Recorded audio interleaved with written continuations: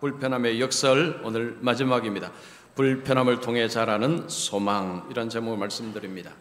자, 우리에게 소망이 없다면 인생이 어떨까요? 끔찍할 것입니다. 여러분, 소망은 언제 필요합니까? 힘들 때, 고통스러울 때, 아플 때, 이때 소망이 필요합니다. 만약에 우리가 힘든 상황 속에서 소망이 없다면 여러분, 절망이 우리를 삼켜버릴 것입니다. 제가 몇 년 전에 이렇게 치아에 통증이 와서 치과에 갔습니다. 그래서 오전에 가서 치료를 받고 교회로 이제 왔는데 통증이 계속되었습니다. 그래서 제가 치료를 받고 왔으니 통증이 사라지겠지라고 생각하고 좀 기다렸는데 통증이 사라지지 않고 점점 더 이렇게 좀 강해졌습니다. 그래서 치과에 전화를 했습니다. 치료를 받았는데 왜 이렇게 통증이 있는지 모르겠다 하니까 그럼 치과로 오라고 했습니다. 근데 그 전화를 받는 분이 하기를 지금 예약 손님이 많아서 좀 많이 기다려야 합니다 라고 했습니다. 그래서 제가 괜찮습니다 하고 치과로 갔습니다. 치과에 가니까 손님이 꽤 많았습니다. 그런데 놀라운 것은 통증이 좀 덜 했습니다. 덜 아팠습니다. 여러분, 신기하죠? 치료 안 받았습니다. 근데 통증이 없어진 것은 아닌데 통증이 덜 했습니다. 자, 이유가 있습니다. 이유가 뭘까요? 곧 문제 해결을 한다라는 요 소망이 통증을 줄인 것입니다. 여러분, 우리 인생에 이런저런 문제가 계속해서 다가옵니다. 파도처럼 밀려옵니다. 하나가 해결되면 또 다른 것이 오고 또 다른 것이 오면 계속해서 문제는 일어납니다. 실패, 실직, 질병, 하여튼 우리는 순서를 모르지만 계속해서 밀려옵니다. 자, 이런 문제들이 밀려오는 데에 소망이 없으면 이 아픔의 강도는 점점 커집니다. 그리고는 절망이 삼켜버릴 것입니다. 우리의 삶에 소망은 반드시 필요합니다. 자, 그럼 우리에게 진짜 필요한 이 소망은 어디서 올까요? 이 소망은 주님 안에, 하나님 안에 이 소망이 있습니다.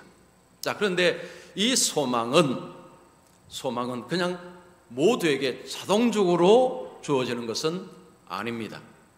오늘 말씀을 통해서 우리가 배우는 것은 하나님이 우리에게 소망을 주시되 이 소망은 어떤 환경에서 이 소망이 만들어진다라고 합니다. 그 환경이 불편함입니다. 불편함. 자, 불편함이라는 환경을 통해서 하나님은 소망을 만들어 가십니다. 자, 그 불편함은 무조건 소망이 생기느냐? 그렇지도 않습니다. 자, 불편함의 환경 속에서 하나님이 소망을 만들어 가는데 필요한 재료가 뭐냐? 약속입니다. 하나님의 약속을 재료로 삼아서 불편함이 약속을 소망으로 만든다라는 말씀을 합니다. 그래서 오늘 말씀을 들으시면 여러분, 불편함에 대한 관점, 이미 2번 설교 들으셨으니 관점이 많이 바뀌셨겠지만 오늘 들으시면 더 바뀔 것입니다. 그 불편함에 대한 해석을 잘 하시게 될 것입니다. 자, 오늘 첫 번째입니다. 그리스도인의 소망은 하나님의 약속에서 나온다. 자, 로마서 5장 1절에서 5절 말씀, 우리 본문의 말씀에 많은 단어가 나옵니다. 이 단어 중에 가장 중요한 단어가 뭘까요? 소망입니다. 소망. 그래서 다른 모든 단어는 이 소망을 위해서 이렇게 준비되어 있다라고 말해도 과언은 아닙니다. 그래서 이 말씀을 읽었을 때 소망이라는 렌즈로 말씀을 보시면 말씀을 이해하는 데 도움이 됩니다. 자, 하나님께서 소망을 주시는데 이 소망은 이런 식의 소망이 아닙니다. 잘 될 것이다. 걱정하지 말아라. 잘 풀릴 것이다. 이런 소망이 아닙니다. 이런 소망은요, 밑도 끝도 없습니다. 자, 하나님께서 말씀하는 소망은 분명합니다. 확실합니다. 오늘 바울은 우리에게 그것을 이야기합니다. 자, 바울은 먼저 그리스도인의 소망인의 기초, 바탕, 이 바탕이 뭔가를 이야기합니다. 자, 1절 보시면 그러므로 우리가 믿음으로 의롭다 하심을 받았으니, 자, 바울은 우리에게 우리의 소망의 기초가 뭔지를 이야기합니다. 그 기초는 의롭다함을 받는 것, 의롭다 하심을 받은 것을 이야기합니다. 자, 의롭다함을 받은 것은 이게 무슨 말입니까? 예수님을 믿음으로, 예수님의 십자가의 공로로 인해서 우리가 의롭다함을 받는 것입니다. 좀 더 쉽게 말하면 하나님께서 죄인을 향해서 너는 무죄다, 너는 깨끗하다 라고 선언을 하는 것입니다. 이것은 법정적인 선언입니다. 죄를 짓지 않고 사는 사람이 있다면 이 말씀은 그와는 아무 상관이 없습니다. 그에게는 별로 중요하지 않습니다. 그러나 죄인이라고 스스로가 여긴다면 이것은 엄청난 약속입니다. 자, 우리는 죄인으로 태어나서 죄를 밥 먹듯이 짓고 살아갑니다. 여러분, 죄가 뭐죠? 하나님을 향한 반역입니다. 반역이 죄입니다. 자, 우리는 태어나면서부터 죄인으로 태어나서 계속해서 죄를 짓고 살아갑니다. 그러면 하나님이 우리를 향해서 판결하실 때 너는 죄인이다, 너는 유죄다 라고 판결하는 것이 맞습니다. 그런데 놀라운 반전이 일어납니다. 하나님이 예수님을 통해서 우리를 보셔서 너는 의인이다, 너는 의롭다, 너는 무죄다 라는 선언을 하신다는 것입니다. 자, 이것이 우리의 소망의 기초다, 기반이다 라는 것입니다. 자, 그럼 이것이 왜 기반이 되느냐? 자, 하나님이 우리를 의롭다 하신다는 이 선언은 우리에게 엄청난 혜택을 줍니다. 자, 그 혜택이 뭐냐? 자, 바울은 먼저 그 혜택을 이렇게 이야기합니다. 우리 주 예수 그리스도로 말미암아 하나님과 화평을 누리자. 예수를 믿음을 통해서 하나님 우리를 의롭다고 하실 때에, 자, 의롭게 된 자가 누리는 혜택 첫 번째, 하나님과 화평을 누립니다. 하나님과 화목한 관계로 들어갑니다. 자, 이것이 왜 중요할까요? 여러분, 이것은 뭘 전제로 합니까? 예수님이 없으면 하나님과 우리 사이는 원수관계라는 이야기입니다. 여러분, 원수관계라는 무슨 말입니까? 적대관계라는 거죠. 적대관계라는 것입니다. 로마서 5장 10절에 제가 설교노트를 안 적었습니다. 한번 들어보시면, 우리가 원수되었을 때 그의 아들의 죽으심으로 말미암아 하나님과 화목하게 되었은즉, 우리가 원수되었을 때, 우리가 예수님을 믿기 전에 하나님과 원수관계였다라고 이야기합니다. 즉 하나님과 적대관계였다라는 이야기입니다. 하나님과 적대관계라는 말을 들으면 이런 의문이 듭니다. 아니, 하나님을 본 적도 없고 하나님을 알지도 못하는데 어떻게 하나님과 적대관계가 될 수 있습니까? 이런 의문이 생길 것입니다. 자, 우리 로마서 8장 7절 말씀이 여기에 대한 답을 줍니다. 자, 우리 같이 읽습니다. 시작. 육신의 생각은 하나님과 원수가 되나니 이는 하나님의 법에 굴복하지 아니할 뿐 아니라 할 수도 없습니다. 자, 육신의 생각은 하나님과 원수가 된다고 했습니다. 자, 이 원수된 사람의 특징이 뭐죠? 하나님의 법에 굴복할 마음이 없다는 것입니다. 좀 더 쉽게 말씀드리면, 하나님과 원수된 자의 마음을 열어보면 하나님이 싫다는 이야기예요. 하나님이 싫습니다. 하나님께 관심이 없습니다. 이것이 원수된 자의 특징입니다. 자, 그런데 예수를 믿음으로 하나님과 우리 사이가 화목하게 되었다, 화평관계가 되었다. 이것이 엄청난 복이라는 거죠. 자, 두 번째로 혜택은 뭐냐? 2절 보시면, 또한 그로 말미암아 우리가 믿음으로 서 있는 이 은혜에 들어감을 얻었으며. 자, 우리가 예수를 믿음을 통해서 하나님 앞에서 의롭다함을 받은 자로서 우리에게 주어지는 특권이 있습니다. 은혜에 들어간다는 것입니다. 이 은혜에 들어간다는 것은 이런 의미입니다. 왕 앞으로 갈 수 있는 권리를 얻는다는 것입니다. 자, 옛날 드라마나 옛날 영화 보면 왕 앞에 아무나 못 갑니다. 왕 앞에 가기 위해서는 허락을 받아야 되는 거죠. 자, 그런데 이 왕이 누굽니까? 하나님입니다. 자, 그런데 그 하나님은 은혜의 하나님이십니다. 하나님 앞에 간다는 것은 뭘 의미하느냐? 은혜를 받는다는 거죠. 자, 누구든지 하나님께로만 간다면 하나님께로부터 은혜를 무조건 받는다는 것입니다. 그래서 은혜에 들어갈 권리를 얻는다라는 것은 우리의 삶에 엄청난 복이라는 것입니다. 자, 은혜를 받는다. 여러분 어떤 생각이 드십니까? 은혜 받는다. 별 생각이 안 드십니까? 아니면 은혜를 받는다면 와 이런 생각이 드십니까? 자, 우리 히브리서 4장 16절 말씀 우리 같이 읽습니다. 우리는 긍휼하심을 받고 때를 따라 돕는 은혜를 얻기 위하여 은혜의 보좌 앞에 담대히 나아갈 것이니라. 여러분 이 말씀이 정말 중요한 말씀이고 우리 그리스도인들에게는 정말 알아야 될 말씀입니다. 하나님의 보좌는 은혜의 보좌라는 거죠.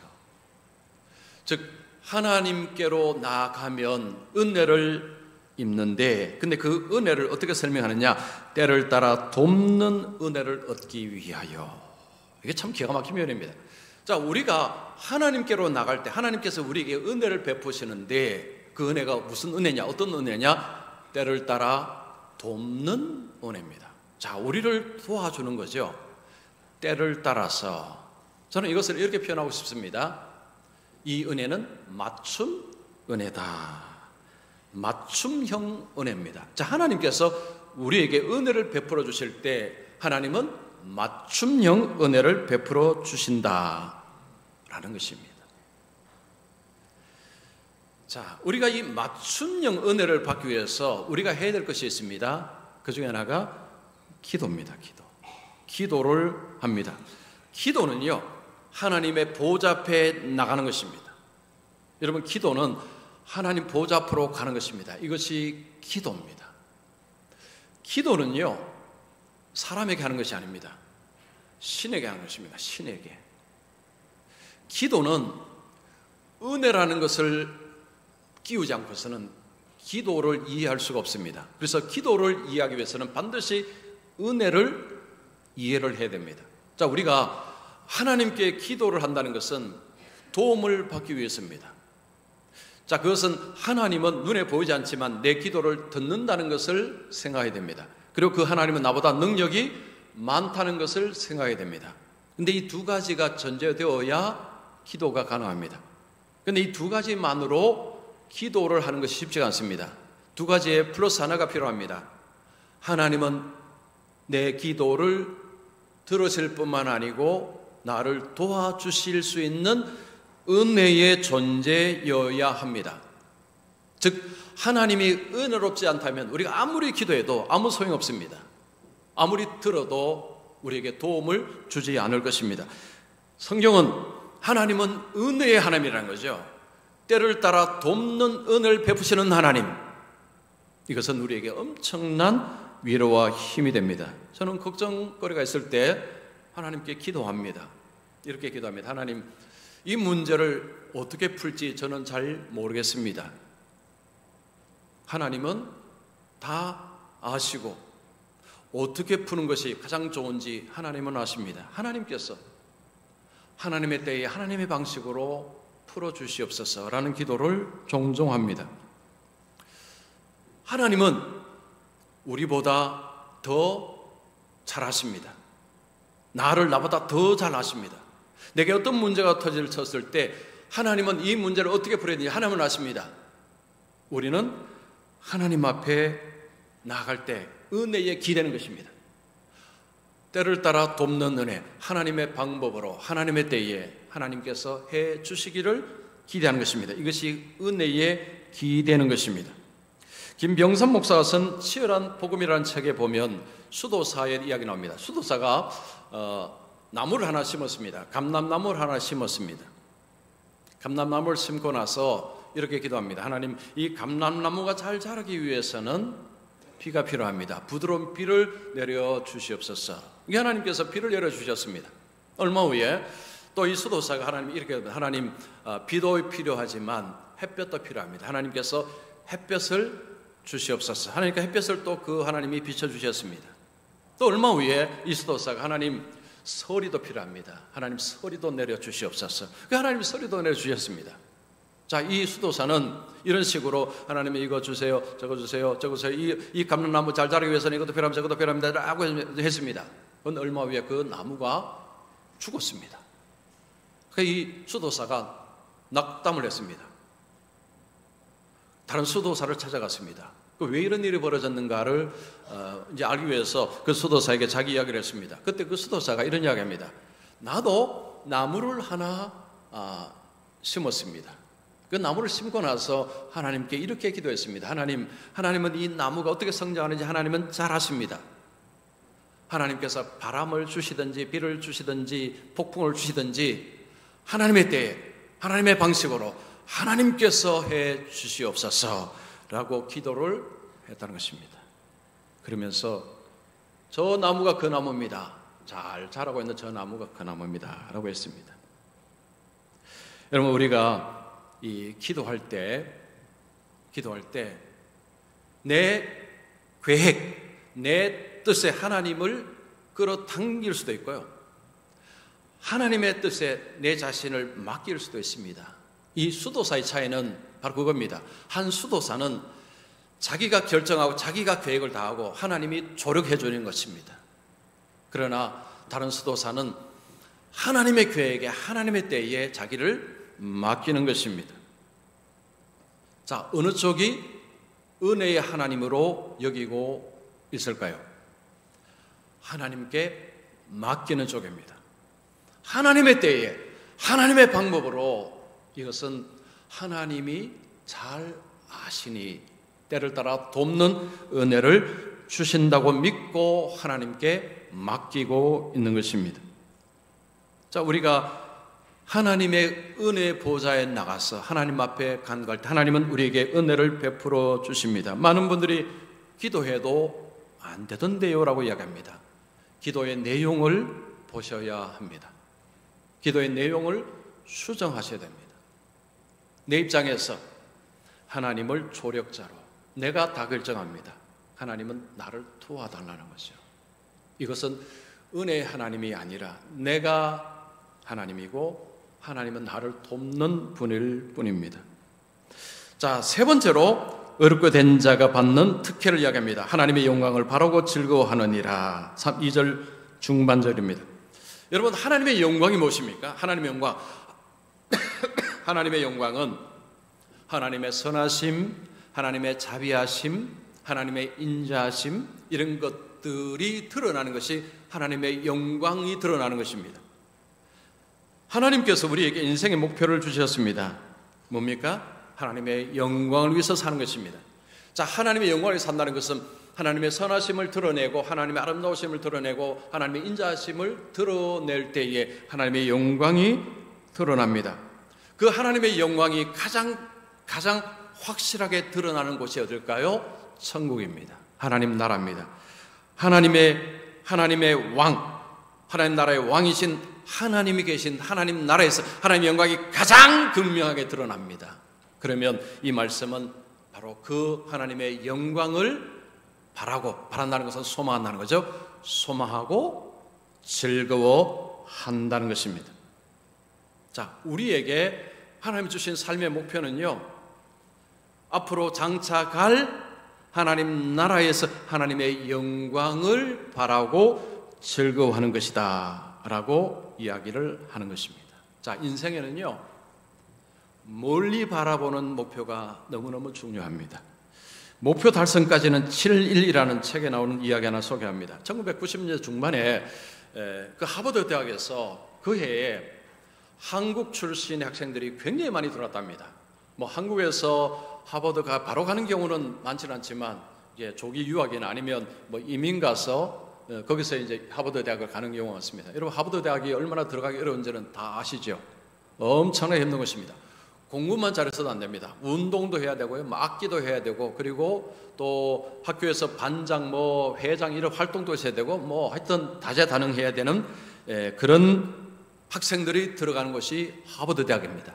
자, 그런데 이 하버드 학생들이, 한국 학생들이 굉장히 많이 들어왔는데 1년 만에 90%가 낙제를 했다는 것입니다. 한국 학생들 90%가. 제가 책에 보니까 이 90%라고 숫자가 적혀 있었습니다. 그래서 하버드 대학에서 왜 이런지를 조사를 했습니다. 왜 이렇게 한국 학생들이 1학년을 이렇게 마치기도 전에 왜 이렇게 낙제를 하는가라고 보니 이유가 좀 이 공감이 되기도 하고 안 되기도 하고. 자, 이유가 뭐냐면요, 이런 것입니다. 그들의 인생의 목표는 하버드 대학에 들어오는 것. 근데 지금 하버드 대학에 들어왔지 않습니까? 그럼 목표가 사라졌죠. 방황했다는 것입니다. 자, 이것은 우리에게 중요한 것을 이야기합니다. 사람이, 여러분, 장기 목표를 가진다는 게 너무너무 중요하다는 거죠. 이 장기 목표는 인생을 죽을 때까지 끌고 가는 비전, 꿈, 방향입니다. 죽을 때까지, 아유, 나는 지금 나이도 많은데 뭐 내가 인생의 목표가 있겠습니까? 아니요, 그렇지 않습니다. 하나님 우리에게 주신 목표가 뭡니까? 하나님의 영광을 바라고 즐거워한다라고 했습니다. 이것은 좀 당장이 아닙니다. 장차 들어갈 하나님 나라의 하나님의 영광을 바라고 즐거워하는 것을 인생의 목표로 주셨습니다.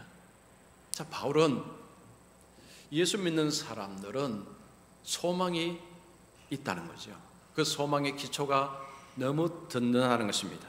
거기에 중간에 예수님이 계십니다. 예수님 없이면 아무도 없습니다. 예수님을 통해서 우리를 의롭다 하시고 그 의롭다 하신 자들에게 주신 엄청난 복들, 혜택들을 이야기합니다. 자, 그러면서 우리 눈을 어디로 돌리게 하느냐 하면 바로 하나님 나라입니다. 저 멀리 하나님 나라에 하나님의 영광을 바라고 즐거워하는 것으로 보게 합니다. 자, 그런데 안타까운 것은 교회를 많이 다니시지만 어떤 분들은 이런 소망을 별로 안 갖고 있습니다. 아니면 어떤 분들은 너무 작습니다. 어떤 분들은 이 소망이 분명합니다. 왜 이런 차이가 벌어졌을까요? 바울은 우리에게 이 소망은 교회 다닌다고 생기는 것이 아니라고 이야기합니다. 이 소망이 생기는 환경이 있다는 거죠. 이게 불편함입니다. 자, 두 번째입니다. 불편함이 소망을 견고하게 만든다. 자, 바울은 소망의 근거를 제시한 후에, 자, 4절에 보시면 소망을 이루는 줄 알미로다라는 표현을 썼습니다. 소망을 이룬다는 것은, 이룬다는 표현은 만들어진다, 만들어낸다라는 의미가 있습니다. 그리고 더 견고해진다라는 의미가 있습니다. 소망이 이게 점점 확장이 된다는 거죠. 그러니까 처음에 우리 속에 소망이 어떻게 보면 씨앗처럼 들어와서 이 소망이 점점 견고해지고 점점 커진다는 그런 이야기입니다. 자, 그러면서 바울은 이 소망이 우리 속에 들어와서 이 소망이 자라는 환경이 뭐냐? 불편함입니다. 자, 그 불편함이 그럼 구체적으로 뭐냐? 오늘 세 가지로 이야기합니다. 첫 번째 3절 보시면 환난입니다. 자, 우리가 환난 중에도 즐거워하나니. 자, 바울은 예수 믿는 자에게 자, 소망이 이제 만들어지는 이 과정을 이야기하는데 첫 번째 그 토양이 뭐냐? 환난입니다. 환난. 자, 환난이 있다는 것입니다. 환난은 소망을 만들어내는 토양이라는 것입니다. 교회를 다니면, 예배를 드리면 이것은 그냥 생기는 것이 아니라는 거죠. 환난이라는 토양이 필요하다는 것입니다. 여러분, 환난은 누구도 좋아하지 않습니다. 그런데 오늘 이 말씀에 환난 중에서 즐거워한다라는 표현을 씁니다. 여러분, 이게 말이 되는 소리입니까? 아니, 환난 중에서 어떻게 즐거워할 수 있습니까? 이게 비현실적이죠. 자, 이게 무슨 의미일까요? 자, 환난을 당할 때 즐거워한다는 것은 그냥 환난 자체를 즐거워한다는 의미가 아닙니다. 환난을 통해서 만들어내는 결과를 바라보고 즐거워한다는 의미입니다. 이건 쉽게 생각하면 이렇게 생각할 수 있습니다. 고시 공부를 하는 학생은요, 정말 책과 씨름을 해야 되고 잠가도 씨름을 해야 되고 친구와 노는 것도 안 해야 되고 정말 안 해야 될 게 너무 많습니다. 그러면서도 계속해서 공부를 해나갑니다. 뭘 생각하죠? 이 시험을 통과한 이후에 영광을 그리고 공부를 해나가는 것입니다. 그래서 남들은 모르지만 혼자 그냥 피식피식 웃으면서 조금만 기다려라, 조금만 있으면 이제 영광스러운 날이 온다라고 생각하고 살아가는 것입니다. 바로 그런 것입니다. 여러분, 예수 믿는 사람의 환난은요, 이 환난 자체는 이게 좋은 게 아닙니다. 그러나 이 환난을 통해서 예수 믿는 자에게 이 소망이 만들어지는 토양이 되기 때문에 결국은 나중에 좋은 결과가 온다는 거죠. 그래서 웃을 수 있다, 이런 이야기입니다. 자, 토양을 환난이라고 했습니다. 그 다음에 뭘 이야기합니까? 인내입니다. 인내. 여러분, 환난에서 많은 사람들이 넘어집니다. 많은 사람들이 무너집니다. 왜요? 인내를 못하기 때문입니다. 환난에서 소망을 만들어 가기 위해서는 무너지면 안 됩니다. 여러분, 인내는 버티는 것입니다. 여러분, 버티는데 힘이 없으면 못 버팁니다. 인내는요, 수동적인 것이 아닙니다. 수동적인 같은데 능동적인 것입니다. 왜냐? 인내는 힘이 있어야 인내가 됩니다. 자, 운동선수들이 여러분 시합을 나가기 전에 고된 훈련을 합니다. 고된 훈련. 여러분, 그 고된 훈련을 이걸 참고 나간다는 게 얼마나 힘듭니까? 근데 그걸 참고 나가기 위해서 그들은 무거운 바벨을 들지요, 체력을 키웁니다. 그게 있어야 그 훈련을 감당해낼 수 있는 것입니다. 똑같습니다. 여러분, 환난이 왔을 때 어떤 사람이 왜 넘어질까요? 어떤 사람은 왜 서 있을까요? 환난이 왔을 때에 여러분, 그 환난 속에서 우리가 적극적으로 해야 될 것이 있습니다. 성경 공부하는 것, 성경 읽는 것, 기도하는 것, 예배 드리는 것. 이것은 운동선수가 바벨 드는 것하고 흡사합니다. 운동선수들은 육체의 근력을 세우죠. 예수 믿는 사람들이 말씀을 가까이 하고 기도를 하게 되면 영적인 근력을 가지게 됩니다. 그래서 환난 속에서 자빠지지 않습니다. 환난은 우리에게 소망을 만들어내지만 인내가 없이는 소망이 만들어지지 않습니다. 자, 그 다음에 연단을 이야기합니다. 연단. 자, 연단하면 여러분 어떤 이미지가 그려져 있습니까? 자, 원석이 있습니다. 원석. 이 흙으로 덮여 있는, 근데 그 안에 금이 있습니다. 자, 이 원석에서 금을 빼낼 때 어떻게 합니까? 불을 통과시킵니다. 불 속에 집어넣어서 다 털어내고 금을 뽑아냅니다. 이런 의미가 있습니다. 우리의 믿음이라는 것이 그냥 잘하는 것이 아닙니다. 정말 이 보석 같은 믿음이라는 것은 이 연단의 과정이 필요하다는 것입니다. 자, 베드로전서 1장 7절 말씀이 그 말씀인데 우리 같이 읽습니다. 시작. 너희 믿음의 확실함은 불로 연단하여도 없어질 금보다 더 귀하여 예수 그리스도께서 나타나실 때에 칭찬과 영광과 존귀를 얻게 할 것이니라. 믿음이요, 정말로 믿음은 금보다도 더 귀하다는 것입니다. 어떤 분은 그래도 금이 중요하죠, 뭐 이렇게 생각하실지 모르겠지만 성경은 아니야. 금보다도 믿음이 더 가치 있어라고 이야기합니다. 여러분, 그 금도 금을 빼내기 위해서는 불이 사용됐다는 거죠. 금보다도 더 귀한 믿음을 뽑아내기 위해서 그냥 편안한 삶 속에서 그 믿음이 나오겠느냐? 상식적으로도 그건 아닌 것 같습니다. 성경은 연단이 필요하다는 것입니다. 자, 연단을 통해서 불순물이 제거됩니다. 우리 속에 있는 교만, 불신, 세상 욕심, 자기 중심적인 태도, 이런 것들이 하나씩 걸러집니다. 여러분, 사람은 별 수 없습니다. 사람 별 수 없습니다. 세상 욕심요, 없는 사람 있을까요? 없습니다. 없는 척할 뿐이지, 강도가 다를 뿐이지. 불신의 마음 다 있습니다. 교만 다 있습니다. 그런데 그것이 스스로가 알아서 떠나줄까요? 그런 일 없습니다. 그것들을 제거하기 위해서는 이런 연단의 과정이 필요하다는 것입니다. 자, 믿음. 여러분, 믿음은 믿습니다, 이거 아닙니다. 믿음은 내용물이 있습니다. 여러분, 믿음의 내용물이 뭐죠? 하나님의 약속입니다. 하나님의 약속으로 가득 찬 것이 믿음입니다. 믿음의 뚜껑을 열었는데 아무것도 없어요. 그 믿음이 없는 것입니다. 믿음이 있는 것처럼 보였을 뿐입니다.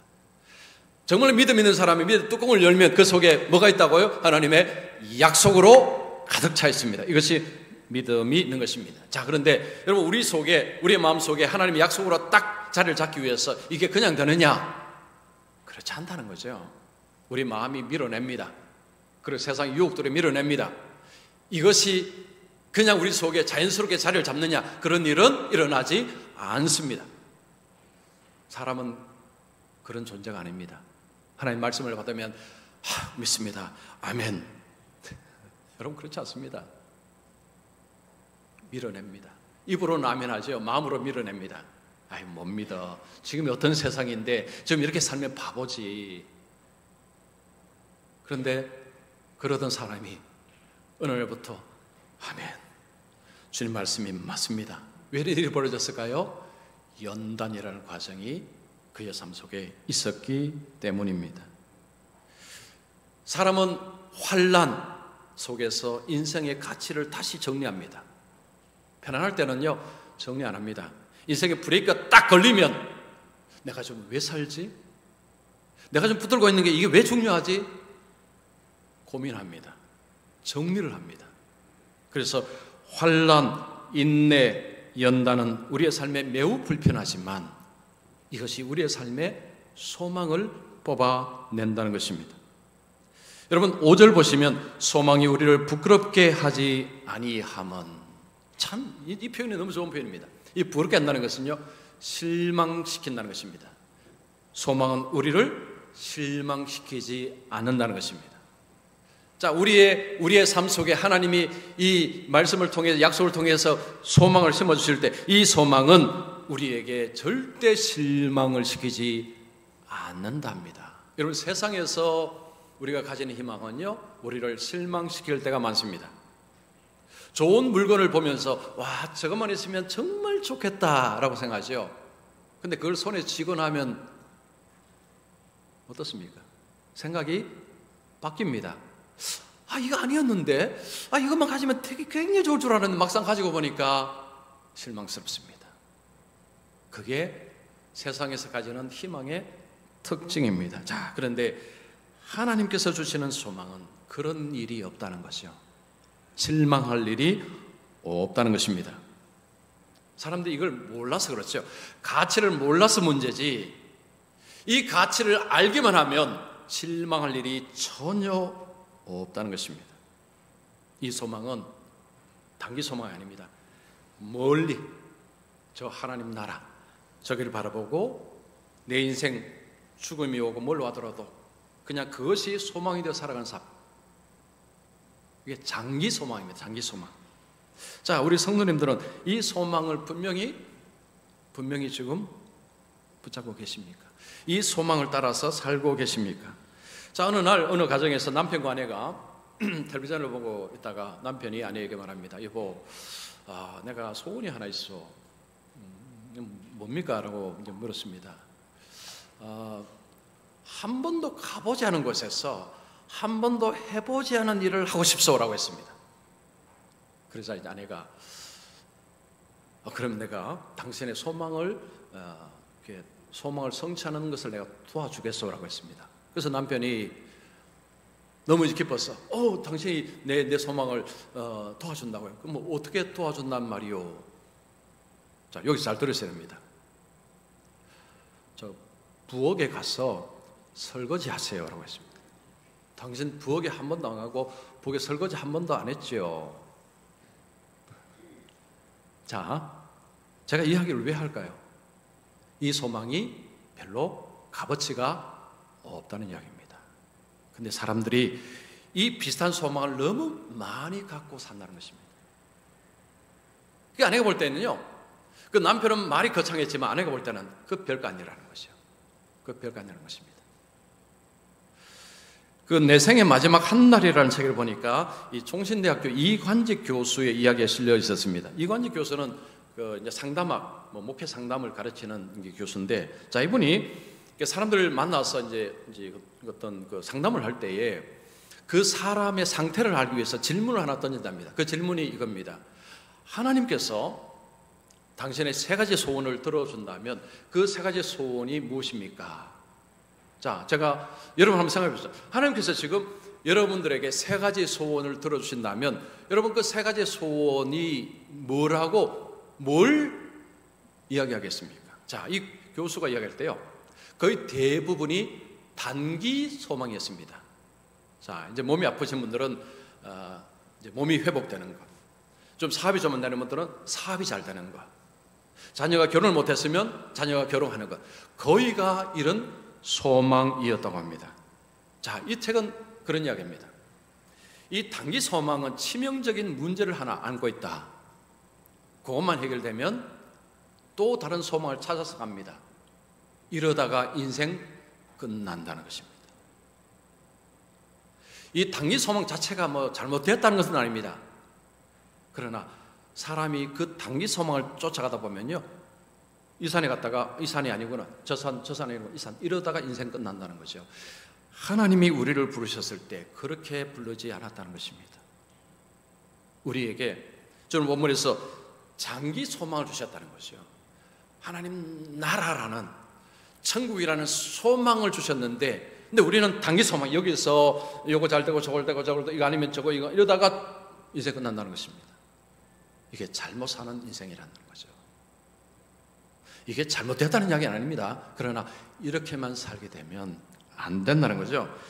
장기적인 소망은 이 불편함이라는 이 속에서 장기적인 소망이 이게 만들어진다는 거죠. 여러분, 편안하게 예수 믿으면요, 이런 거 가지기 어렵습니다. 단기 소망은 그냥 우리의 본능이니까 가지는 것이고, 이 장기 소망은 그냥 아무나 그냥 편안한 상태에서 만들어지지 않는다는 것입니다. 자, 오늘 말씀을 삶 속에 적용을 한번 해보겠습니다. 자, 어떻게 적용하면 좋으냐? 여러분, 이번 주간에 뭐 어떤 형편이든지 만약에 불편한 상황을 만나신다면 이렇게 자기에게 이야기하십시오. 하나님께서 나를 연단하시는구나. 자, 어떤 상황이든지 하여튼 불편한 상황을 만났습니다. 하나님이 나를 연단하시는구나. 자, 그 다음에 하나님 앞에 기도하십시오. 뭐 눈 뜨고 기도하셔도 좋고, 이게 잠깐이면 됩니다. 하나님, 지금 이 상황에서 이 문제를 나는 이 문제를 이렇게 해결한다는 것을 내가 이야기하지 않겠습니다. 하나님의 뜻대로, 내 뜻대로 마옵시고 아버지의 뜻대로 풀어주시옵소서 라는 기도를 하셔야 됩니다. 이 기도 왜 필요하냐면요, 그래야 원망이 안 나옵니다. 원망이 안 나옵니다. 아니면 원망은 그냥 바로 튀어나옵니다. 이 문제가 어떻게 해야 될지를 잘 모르겠습니다. 내 뜻대로 마옵시고 아버지의 뜻대로 하옵소서. 그 다음 세 번째, 하나님이 이 불편한 상황에서 하나님이 내게 가르쳐 주시는 것이 무엇입니까? 만약에 몸이 좀 아프시다면, 하나님, 지금 내가 몸이 아픈데 하나님 나에게 뭘 가르치십니까? 그럼 이렇게 적는 거죠. 인생의 나약함을 깨닫게 하시는구나. 그리고 결국은 이 땅에 소망이 없다는 것을 깨닫게 하시는구나. 천국을 바라보게 하시는구나. 이걸 적으시라는 거죠. 이걸 왜 적어야 되느냐면요, 사람은 생각하잖아요. 순식간에 흩어집니다.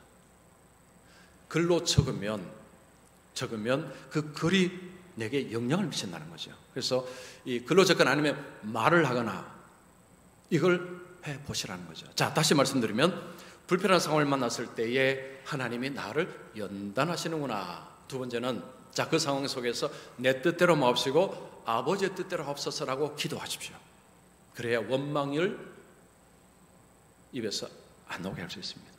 그 다음 세 번째, 이 불편한 상황에서 하나님이 뭘 내게 가르치시는가를 적으십시오. 그건 뭐 주관대로 적으시면 됩니다.